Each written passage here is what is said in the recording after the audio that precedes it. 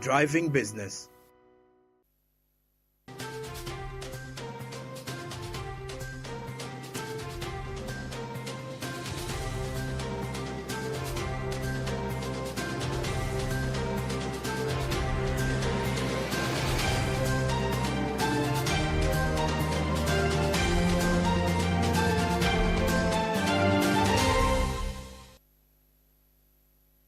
Good evening, it's Easter Monday. Many thanks for joining us. I'm Jerry Paul Sunko and this is Business Today. But before we kick off, let's have a look at our headlines. Tonight in Business Today, low sales during Easter. Businesses in Kampala complain about the low turnout of the consumers during the Easter festivals. Investment in savings in Palisa. The Palisa community encouraged to practice saving to ease financial challenges. Elsewhere, National Water on the spotlight. Kasese asks the government to intervene in the ongoing scuffle with National Water over the shortage of water.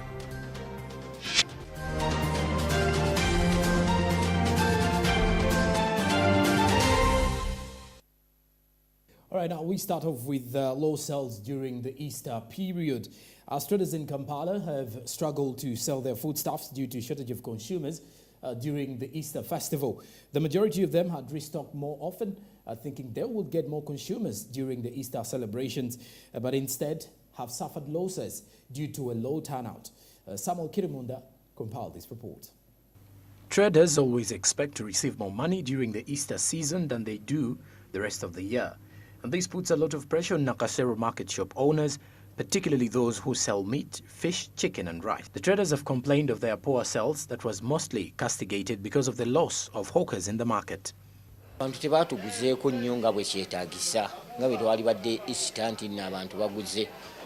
People did not buy meat as we expect. They do not have money. COVID-19 affected people a lot, but we still have hope for the upcoming Eid. The majority of Ugandans eat meat. However, others also consume fish, which is one of the most expensive delicacies in Uganda due to hefty taxes. In addition to being an important export, the fishing industry provides a significant portion of the world's food supply and is essential to local economies. It is believed that between 1.0 and 1.5 million Ugandans work directly in fisheries, with another 5,000 employed in the industrial processing fisheries sector. Challenges we are facing during this Easter period is that the people normally don't consume fish, fresh fish during the Easter the Easter holidays. They usually go the other sides of chicken and meat. Now that is the challenge we have. We are expecting people to come back to buy fish in the next next days after Easter. That is it. Selling the prices in Nakasero market, selling fish. We have the other one is Nile Perch. A kilo is 20,000. Half is 10 and a quarter is 5. So long as these ones of tilapia fish, we grade them according to their sizes and we price them among their sizes. We have the one of 15, this one is 15, this one 10, the other one is 20, 7 and 8. We grade them according to the size. That's how we sell them. You see, transporting them from the lake to the market here, we find many challenges on the way. The security officers, they go upon these ones like the other one, most especially Nile Perch. The officers, that is the main problem. The taxes are high, you have to pay many taxes so that you bring fish here in the market. Rice prices have also recently risen, resulting in low sales. A kilogram of rice costs between 6,500 and 7,000 Ugandan shillings and 10,000 Ugandan shillings for basmati rice, which is people's favorite and is imported from Kenya. This type of rice, it is expensive. Nowadays we are selling at 7,000, but the other days we sell it at 6,500. This one there was on 9,500, but nowadays they are on 10K, 2,000 from Kenya to Jinja, apart from Jinja to Nakawa, they catch them. Then it is not very easy to come from Kenya to Nakasero. Easter periods have always been a sales mine for traders. Unfortunately, due to the difficult economic climate, this was not what was observed during the current Easter celebrations. The impact of COVID-19 seems to be still being felt by the nation, which has capped their spending appetite. Samuel Kirimunda, Joram Paul Sonko, Business Today. All right, now we head to Palliser, as despite the numerous government programs aimed at alleviating poverty in eastern Uganda, as well as improving service delivery, the people in eastern Uganda continue to suffer from various forms of poverty. As a result, community leaders in Palliser have started educating rural communities about investing and saving through SACCOs, as well as encouraging them to add value to their products. Now, besides that, over 528 SACCOs have saved, that is, SACCO members have saved over 1.63 million Ugandan shillings so far, with the goal of making at least a 15% profit per year. This and more with Naomi Mutumba. Many Ugandans still do not have access to financial services like savings and credit. Access to financial services for the 18-plus-year-old population has increased from 57% in 2021 to 72% in 2022, according to Sinovate Uganda Limited's FinScope 2021-2022 Uganda report. However, a sizable proportion of Ugandans remain financially excluded and underserved, particularly in rural areas. As a result, Eastern community leaders have begun to educate rural people about investing and saving through SACCOs. With almost 1.63 million collected from just Palliser's 528 Baise Igeme subscribers, the saving group hopes to turn a 15% annual profit through value addition.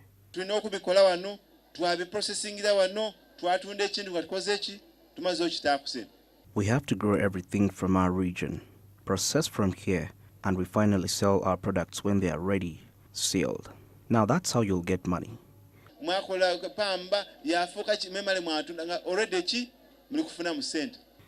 why Busoga Growers was very strong, because we used to do the production from here, especially with different products like cotton processing. I need everyone in this group to start such factories. This will be performed through meetings with a variety of village SACCOs and cooperatives to identify issues and propose solutions. Residents of these villages have so far been able to invest in farming practices due to this mobilization. Local leaders have taken initiatives to ensure project sustainability in the region, including awareness about development trends that they can emulate, particularly in terms of saving and investing. For instance, the Palliser SACCO groups have been tasked with considering value addition, particularly with sunflower. And these SACCO groups have come up, have started saving, and have saved a lot of money, and he has promised and is ever ready to support these groups with more money as they continue saving, and he has given an appeal to the people of Palliser that we should be able to continue uniting and saving for the development and creating jobs for the people. We should look at products like for value addition, so that we can be able to sell locally and internationally. I appeal to the people of Palliser to take this initiative serious. I have donated 3 million and I've given 1 million cash.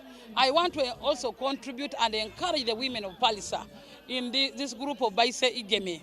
The people from Eastern region to grow more sunflower such that we can make value addition. That's what Honorable Nathan Igeme Naveta wants, such that we can improve our income, generating business. For rural communities to have access to financial services, it is essential to support SACCOs and other community-based savings and credit organizations. The execution of pertinent laws and regulations, the presence of powerful apex bodies that encourage the growth of sustainable SACCOs, and other factors will help to promote this. Naomi Mutumba, Smart24 TV, Business Today. Now, Thursday last week, Parliament turned chaotic as legislators were discussing the matter of the 2.33 trillion shilling supplementary budget. Legislators on either side rejected this supplementary budget, which forced the Deputy Speaker to Parliament, Right Honourable Thomas Tayewa, to push it to this week on Tuesday. Samla Hanifa brings you more in this report, but the question is, will the supplementary budget pass? Over to you. Parliamentary committees have been receiving extra budget for various issues, including the Luwa Specialized Hospital, which was rejected right away from the Health Committee stage to the Budget Committee. We have interfaced with the Minister of Health several times, and we have several times requested the Minister of Health actually to present a comprehensive report on Luwa to the committee, but that has never happened. It is well clear that a committee from Parliament was actually chased away when they went to visit. The entire supplementary which government is asking legislature to accept comes to 2.33 trillion shillings. But on Thursday of last week, MPs rejected this budget, making it difficult for the Speaker to move on to stage 2 of the Committee of the Whole House discussion.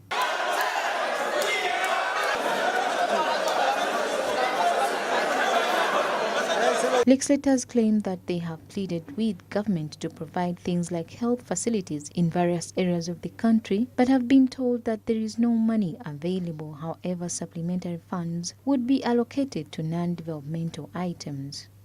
We asked for small items as that, and Ministry of Finance didn't have money. We asked for big items like regional blood banks for Busoga sub-region. Ministry of Health, Ministry of Finance didn't have money. We appropriated 20 billions to transform health center 2s to health center 3s. They didn't have money.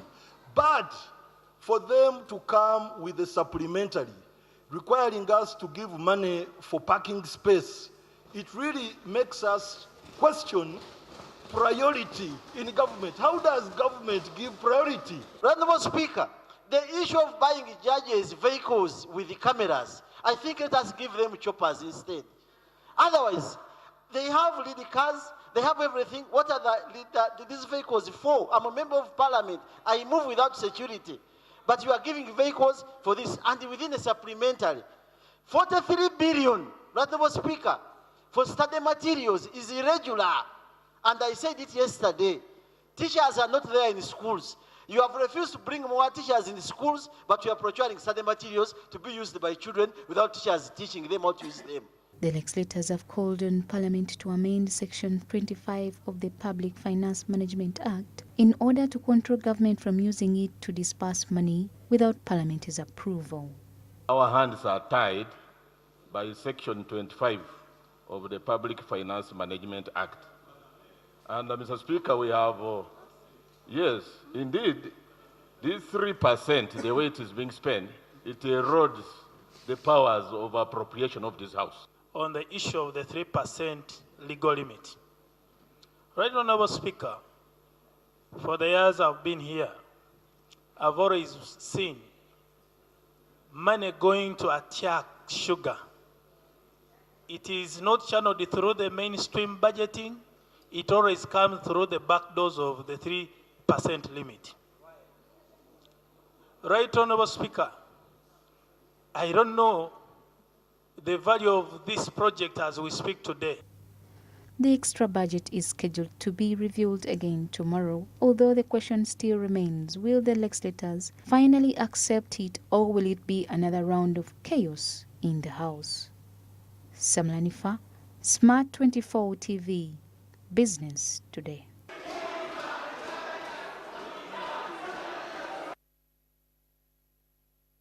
Chaos in Parliament. Now, away from that, the national water is on the spotlight in Kasese as residents have asked the government through the Ministry of Water to explain as to why the national water is handling them as foreigners, yet Kasese is full of river sources and streams. This comes as a result of residents complaining about water scarcity. Catherine Namugera compiled this report for Business Today. Certain areas of Kasese district are experiencing a water shortage, causing locals to hunt for alternatives in nearby sources or drainage channels. Residents report that they have not seen a drop of water on the National Water Sewerage Corporation's tap stands in nearly 4 months. The majority of houses are without water due to the water deficit caused by the increased cost of water. Dams bwe ziba ntono ziri 5. We have over 5 dams and electricity in surplus, but we don't have these utilities. Government just abandoned us, and it's evident. Kasese is blessed with numerous water channels and streams, making the subject of water scarcity a top priority. Yet, in contrast to other places, it is allegedly claimed that water bills are high in Kasese, despite the fact that the water is pumped directly from the lakes. N'ekitundu kino ky'Ekasese ffe nga bannakasese Rwenzori region Katonda yagiwa omukisa kuba part of Africa. Rwenzori region is heavily endowed with enough water, though we don't even require a pumping machine. We still lack, and yet we pay the same price as in those in Kampala. SC5 chairperson of Kasese district Muhindi Alifaza Abukombi has pointed out that the water scarcity has hindered businesses in the area, to a point that the solar systems at the dam in Nyakatonze are not working. However, the national water has not come out to address the issue. We have running water in Kanyamba, and we have a channel which is supposed to take water to Nyakatonze, where cattle keepers are. But you already know that when it shines, when there is sunshine, when it is drought, the water levels go down, and the channel may not take in enough water. And even in the process of the channel that takes water to Nyakatonze, some of it is even diverted by farmers, like you have already said in those sub-counties. But we are trying to work hand in hand with them, and also with government, because government, when they constructed down there, they even put their solar panels to pump water. But those solar panels are more or less of white elephant. They have not served the purpose. We are also following them up. Recently they came and they said they wanted to hand over. We said you can't hand over things which are not functional. So we are following them up. The issue of water in Nyakatonze will still be addressed. The National Water Manager Kasese, when approached, he said that they are working under instructions from Ministry of National Water, and he requested the households without water to consult their leaders so that they write to the Ministry of Water. Amazzi aga National Water tulinayo procedures ez'okutuwa ebifo bye tulina okukulembera oba okuweereza amazzi. We have procedures to get the water, but the Gazette is still being processed. Councils have to write down to the ministry to allow the water to be pumped in the region. Although the Kasese district is rich in river sources and energy dams, water scarcity and load shedding have consistently been a major issue and have brought the majority of the companies to a standstill, hindering the growth of the area. Catherine Namgera reports. All right, now elsewhere, as the world is still recovering from the economic shocks, the World Bank and the International Monetary Fund have teamed up to promote global growth and reduce disparities through solidarity. Now, Mathani Msima did compile this report. As of 2001, the World Bank and the International Monetary Fund have authorized large financial packages for low-income countries, including $650 billion in special drawing rights to promote economic recovery and $100 billion in finance for health systems. The World Bank and IMF recognize that global recovery necessitates joint action and collaboration in order to increase inequities and support long-term growth. They expect that enhanced collaboration and resources will assist countries in building better and creating a more equitable and sustainable world. Global growth in 2022 dropped by almost half, from 6.1 to 3.4%.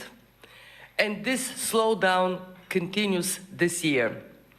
Despite surprisingly resilient labor markets and strong consumer demand, despite the uplift in China, we expect the world economy to grow less than 3% this year.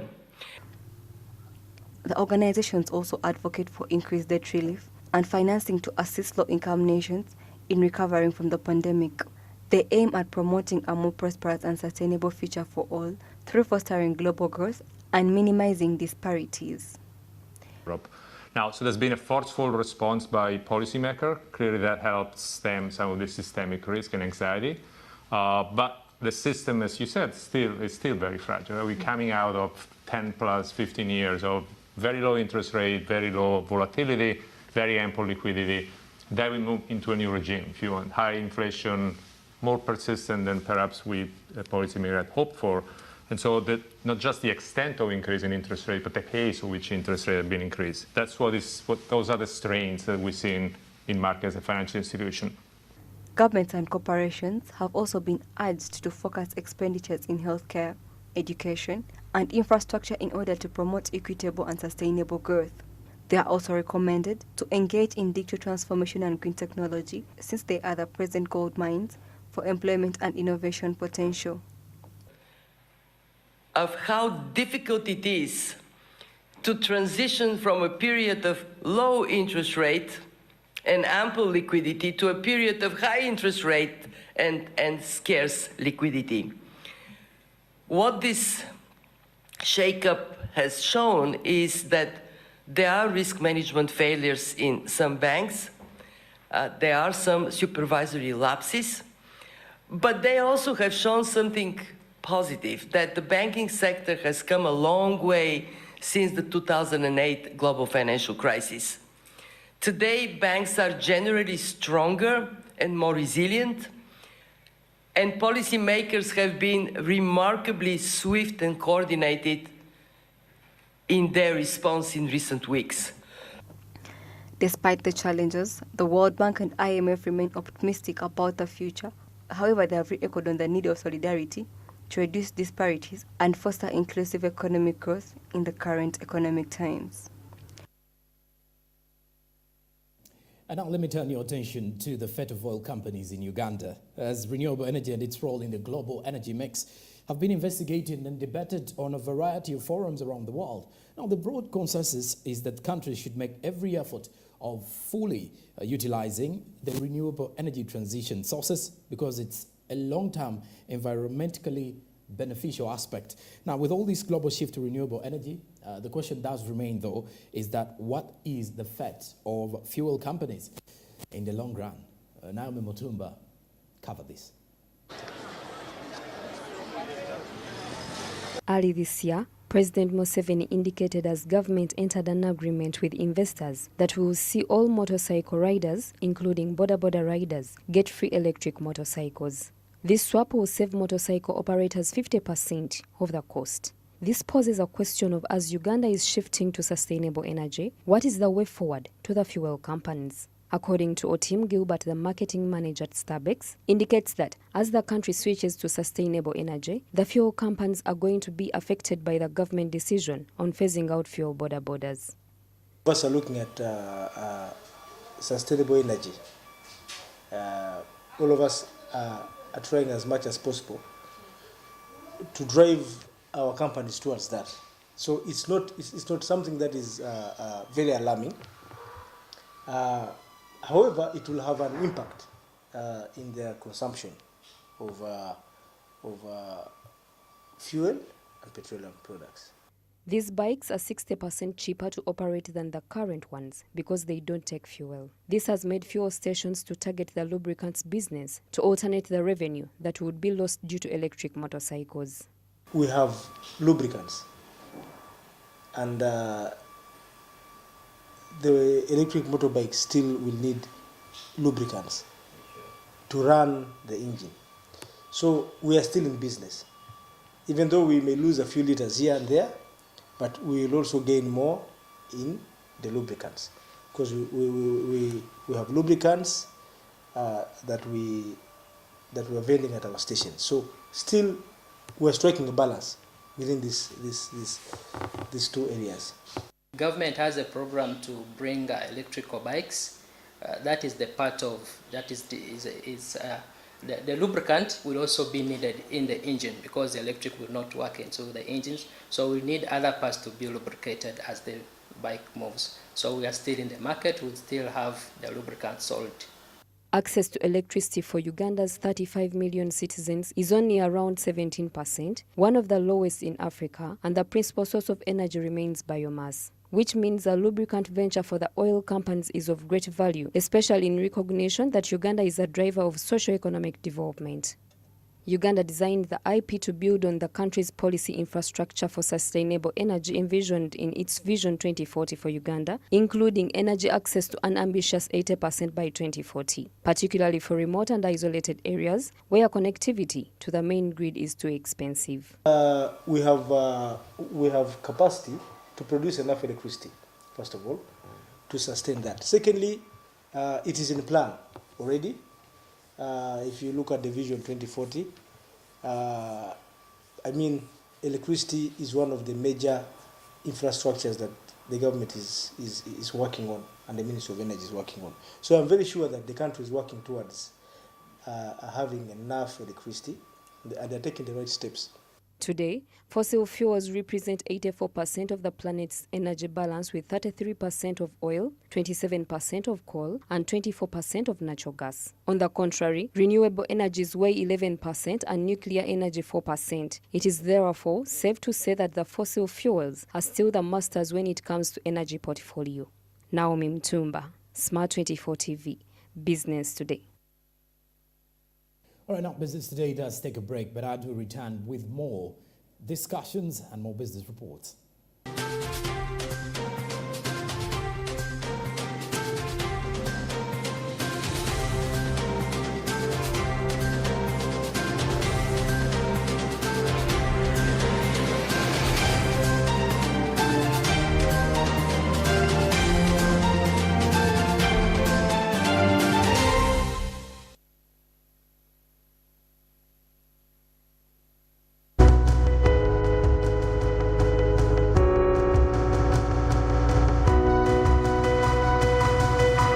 Smart24, driving business.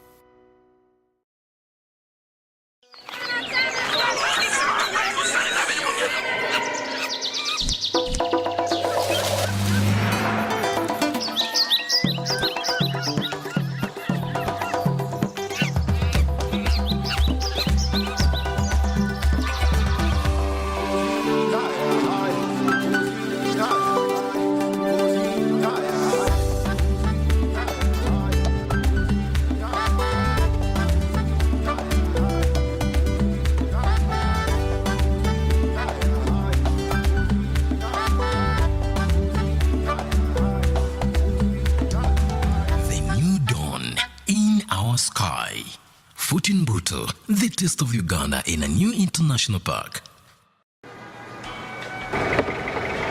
He must be rich, tall, handsome, from a respectable family. He must have a maid because at our home we do not work. Conductor Masao. What? Obadde olobye ku simu? Yamunange, anti yo TV enkolera. Nyumirwa omulembe omupya ogujjudde ebisanyusa omuli emikutu gya TV egisukka mu 8 n'egya radio nga kwotadde ne zifirimu ng'osinziirira wonna w'oli. Genda mu App Store oteeke app ya TV channels ku simu yo, olwo onyumirwa ennaku 3 ng'olabira bwereere ewatali kozesa data. Yo TV channels.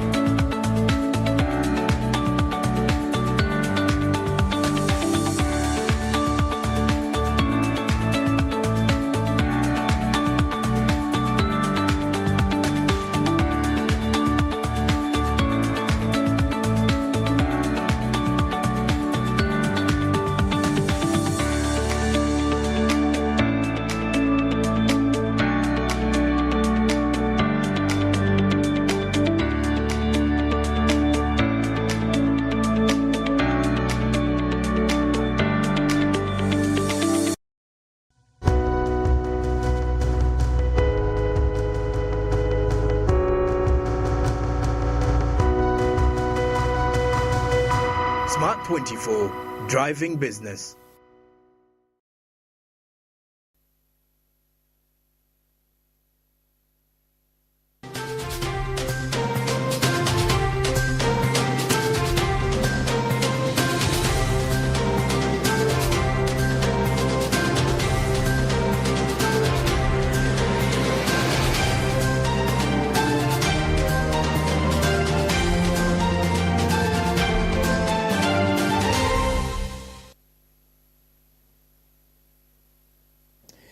We'll be back from the break. You're still watching Business Today. Now, as we move further, we head to Mbarara, as Mbarara City is making strides in the agricultural industry to tackle unemployment and encourage the young people to engage in agricultural businesses. Now, besides that, it's leveraging the efforts to incubate centers, the banks and skilling institutions to create employment opportunities and promote economic growth within Mbarara.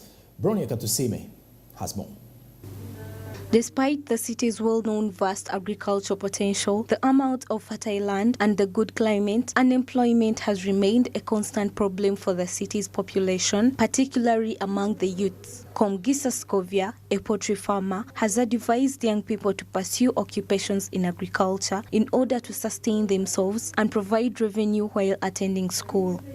One of the reasons why I chose poultry farming was it requires a small piece of land to do compared to other ventures that I would not go for because I don't have land.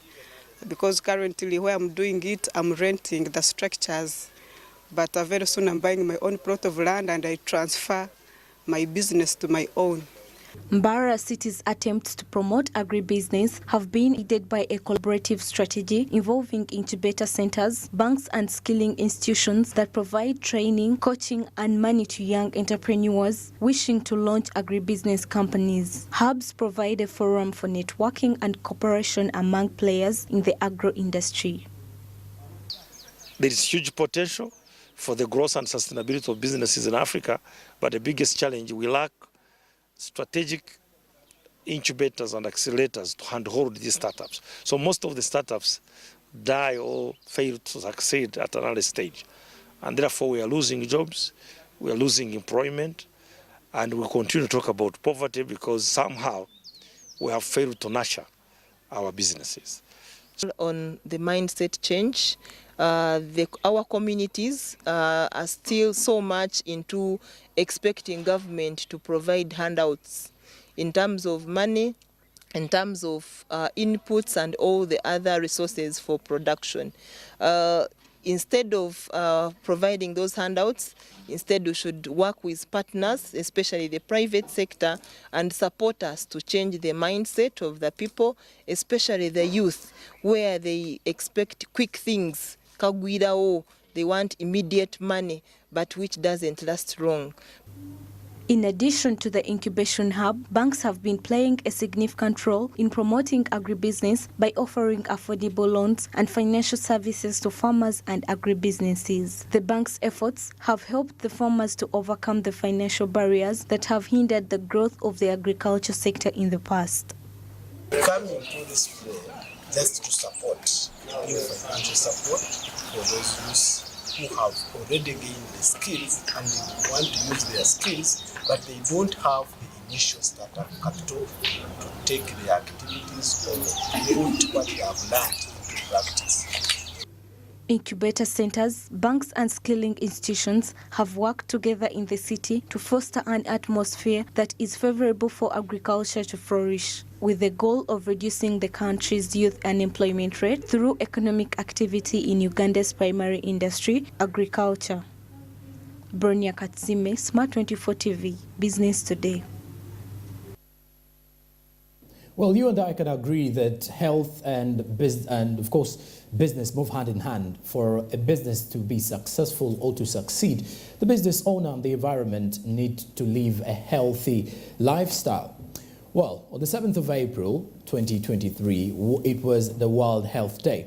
And Ron Ahabo sat down with one of the civil society organizations players in the country to give us an insight of the World Health Day. Take a look. Good evening to you, our dear viewer tuned into Smart24 TV. Thank you for watching Business Today. I'm Rona Nahabwe. Now, World Health Day is observed every 7th of April in accordance with the World Health Organization aim to discuss health-related issues across the world. Now, with me is Madame Jane Nalunga, who is the ED of STARTIMES Uganda. Of course, their focus mainly is trade, and you might wonder where this connection with trade comes in, but that and more is you're going to find out. Of course, a healthy nation creates a wealthy nation. So, Madam Jane Nalunga, thank you for joining us and allowing to give us an input on today's Business Today. Thank you so much for having me on this World Health Day to have this conversation, and good evening, our viewers. Thank you. Now, to set the momentum and maybe kick it off, what does such a day, mean to Ugandans for a country that has survived, not even survived because we lost quite a number of people in the pandemic? What should it mean for Ugandans as we even go ahead to celebrate it? Okay, this day means a lot to Ugandans, and as you have said, we lost so many people during the COVID pandemic. We lost so many other people under Ebola, and we have been losing people, through malaria and other diseases.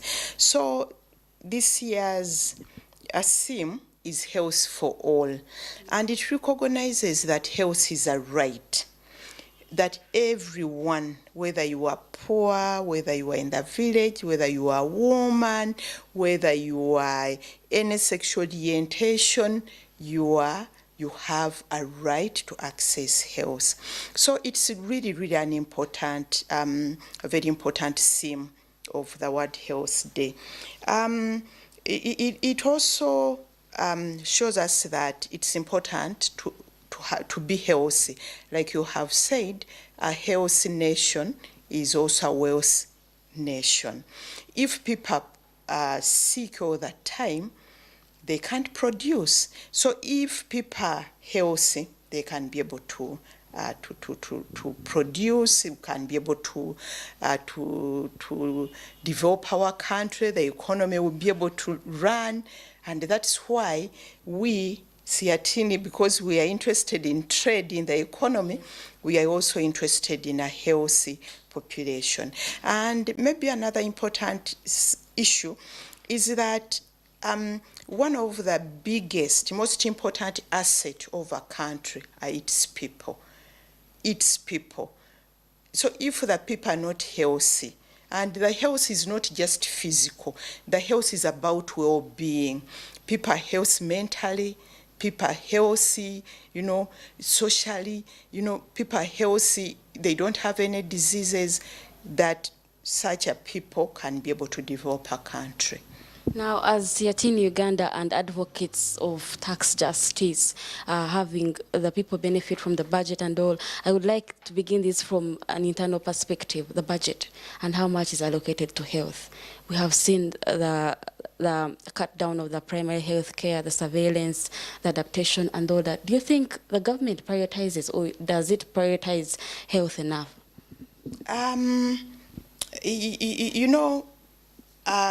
Our leaders, way back, they met in Abuja and came up with Abuja Declaration. And they agreed that they are going to spend 15% as a minimum on the health budget. Uganda hasn't yet reached that 15%. And I think the budget has been around 6%, 7%. So we are not yet there. And when I read some of the reports, I found out that almost 80% of our budget, of our health budget, is funded from outside. Then another statistics which took me by surprise is that the primary health budget is also reducing. I have the figures here that it declined from 42% of total health spending in 2018 to 19 to 35% in 2020-2021. So maybe there is a way government is not prioritizing health when you look at these figures, because the primary health care is really important if we are going to concentrate on the preventive instead of the curative, because research shows that if a government can concentrate at the lower level, the primary health care, the preventive, people know that they have to drink boiled water, people know they have to wash their hands, people know that diet, even the children can grow up bright.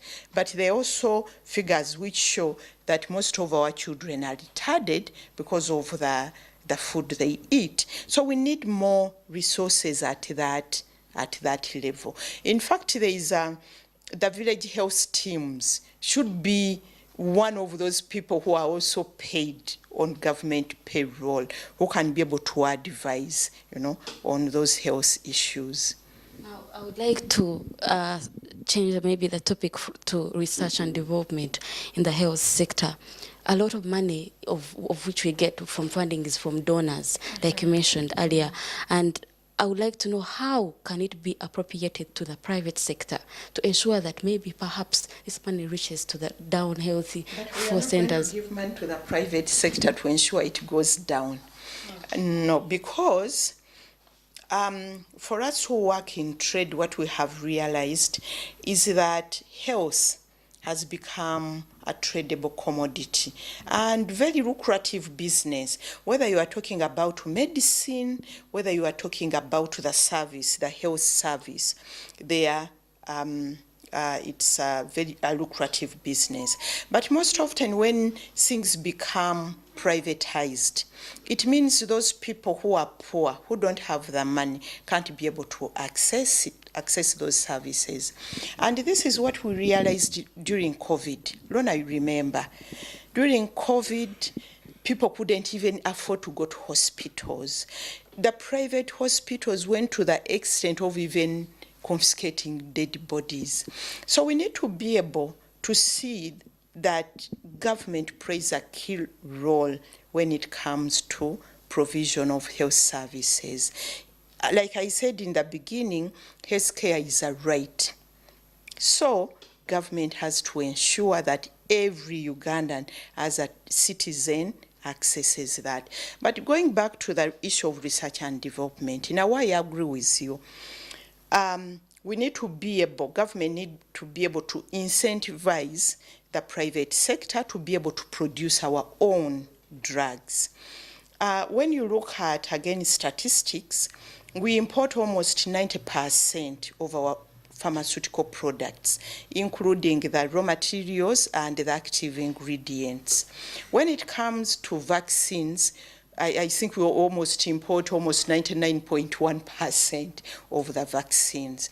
And you remember again, Rona, during COVID, by the time Africa and Uganda, we received the vaccine doses, those developed countries had already got the first dose, the second one, the boosters and all that.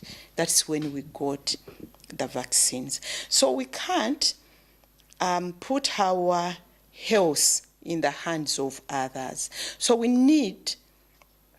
government needs to budget for research and development for us to be able to grow our pharmaceutical industry, for us to be able to grow, to produce our pharmaceuticals, our medicines, our diagnostic equipment, be able to do the PPEs. Remember, even the PPEs were a problem during COVID, we didn't have the gloves and all that.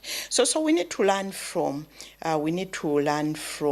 the experience of COVID for government to be able to address those challenges. And the good thing also, government has in place Buy Uganda, Build Uganda. So if government puts in place, strengthens the pharmaceutical sector, we can be able to produce our medicines, our diagnostics, our PPEs. We can be able to produce our vaccines, and government can be able to buy them.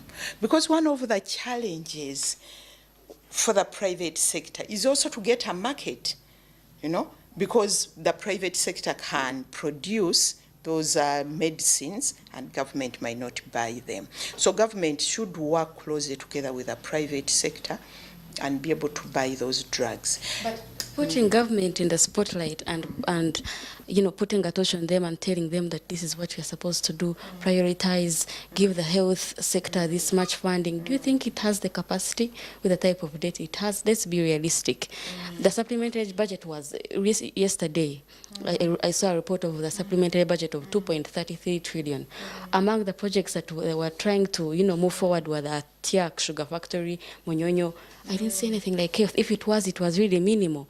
So, and the public debt itself, the debt that we have, and the budget, how do you think it can be at play? We are the reason why I had suggested private sector is because I feel like at a point the government is marginalized. What is the best approach for them to be at play? Okay. One, the private sector also, when you look at our private sector, it's also weak. You can't expect the private sector to put resources, a lot of resources in research and development in such a business. Government has to come in. In fact, when you look at other countries, other developed countries, they have been supporting their private sector. So government should do that. Where should government get the money? Government should prioritize. Are we putting the money in Tiak or in sugarcane, or are we putting it in the health sector? And when we are putting it in the health sector, government should also prioritize. Are we putting it in PPPs? PPPs are public-private partnerships like Rubowa Hospital. Where should we put our money? Because for us as Siatini, Rubowa money is wasted money, really. It is. Because look at how much money has gone there and what is there to show for it. And when you look at the challenges facing the health sector in this country, should we put that, our little resources, like you have said, Lona, we have no money, we are indebted. Where should we put our money? What should we prioritize? Should it be Rubowa Hospital, really, or not? So the issue is prioritization, but also government should develop our private sector. Another issue is to look at it from a regional perspective, because you see, it would really be, for example, very difficult for Uganda to produce vaccines. One, it's very expensive. You put in resources for research, but then also the market. The market has to be broad enough, So it's important for government to look at it as a regional project. We are already in the East African community, and they also, when it comes to the pharmaceutical sector, we have, I think we have an East African pharmaceutical platform. So our governments in the East African region should be able to come together, look at our pharmaceutical industry, support it, be able to produce our own medicines, our own vaccines. Now, Madam Narunga, you say that we should look at regional cooperation in a way of harmonizing this, but then you also told me something before we started, that these people where we import these vaccines from, we are mandated to only bring them, to bring the vaccines that are produced by the industries. Now, what if they are not of quality? Like, we are on a low negotiation level, because at the end of the day, we are the ones that need. So they will want to use their industries to bring in the vaccines.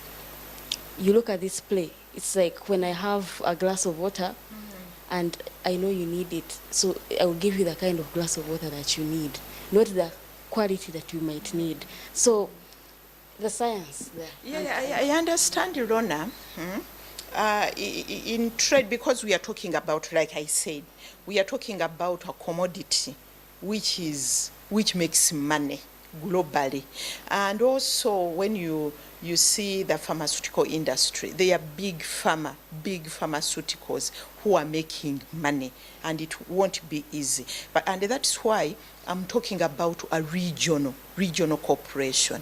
Regional, look at the East African region, from DRC, Tanzania, Uganda, South Sudan, Kenya, we are forced to contend with, and we can be able to come up with our own strong pharmaceutical industry. In trade, we talk about negotiations. You don't get what you want or you need because you are poor. You get what you negotiate. And trade is about negotiations, and we can be able to negotiate as long as we prioritize it. Because another issue which is important when we are talking about manufacturing of pharmaceuticals and vaccines, it's the legal framework. Because today there are issues around patents, which are also makes it very difficult for us to produce our medicines and vaccines. And those issues need to be negotiated, not even here, but in Geneva. That's why when it comes to pharmaceutical and vaccine production, we're also looking at the Africa Union so that Africa can negotiate as Africa and say these are the rules we want, these are the regulations we want, these are the policies we want. So, as we conclude this conversation, what more recommendations do you have for government as a big tax body and a trade, big in your respective capacity? What more recommendations do you have for government to improve the health system of Uganda?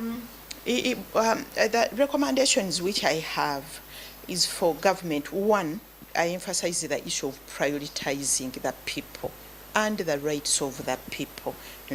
That's the asset which this country has, its people. Then two, be able to prioritize the issue of manufacturing. We shouldn't be depending on others, and we have learned a bitter lesson, during COVID. So we need to build our own capacity. And government should be able to strengthen the regional and the continental cooperation. Today, we are talking about the continental free trade area. So government should be able to look at that issue of pharmaceutical production in that broader context of the Africa continental free trade area. Thank you. Speaking of the African Continental Free Trade Area, remember you owe me a conversation in regards to infrastructure. But of course, this conversation was derived from the World Health Day that is meant, running under the theme of health for all. Like she mentioned, government needs to prioritize people, and especially the people that benefit from these local health centers. That's all we had for you in this exclusive as we commemorate the World Health Day. Good evening. All right, with that particular report, we now come to the end of our business today. But before that, let's have a rewind of our top stories. Tonight, in Business Today, low sales during Easter. Businesses in Kampala complain about the low turnout of the consumers during the Easter festivals. Investment in savings in Palisa. The Palisa community encouraged to practice saving to ease financial challenges. Elsewhere, National Water on the spotlight. Kasese asks the government to intervene in the ongoing scuffle with National Water over the shortage of water.